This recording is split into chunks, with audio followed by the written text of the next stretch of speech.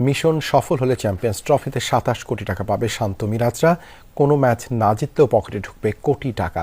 শুরু হতে যাওয়া চ্যাম্পিয়ন্স ট্রফির প্রাইজ মানি ঘোষণা করেছে আইসিসি, যেখানে মোট পুরস্কার তহবিলে থাকছে ৬.৯ মিলিয়ন মার্কিন ডলার, বাংলাদেশি মুদ্রায় যা প্রায় ৮৩ কোটি ৩৭ লাখ টাকা।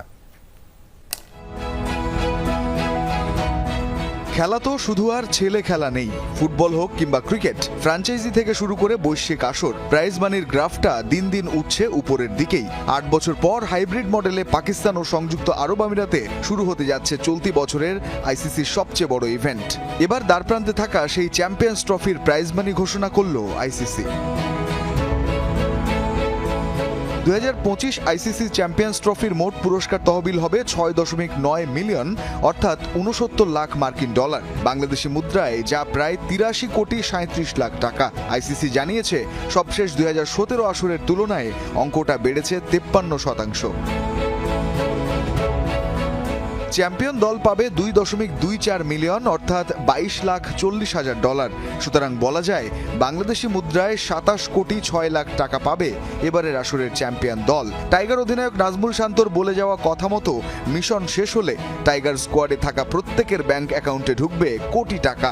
শান্ত মিরাজরা রানার্স আপ হলে পাবেন ১১,২২,০০০ ডলার, বাংলা টাকায় পরিমাণটা ১৩,৫৩,০০,০০০ টাকা।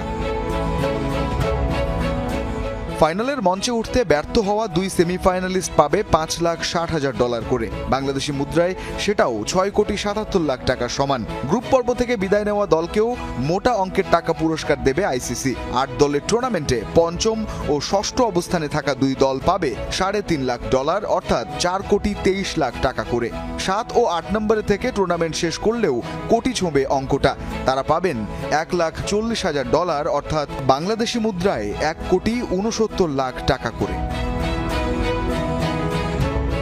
গ্রুপ পর্বের প্রতিটি ম্যাচ জয়ের জন্য দলগুলো পাবে ৩৪,০০০ ডলার, টাকায় যা ৪১,০৮,০০০। কোনো ম্যাচ না জিতলেও টাকা পয়সা নিয়ে মন খারাপের সুযোগ রাখেনি আইসিসি। টুর্নামেন্টের ৮ দলই এমনিতেই পাবে ১,২৫,০০০ ডলার করে, টাকায় গুনলে যা ১,৫১,০০,০০০।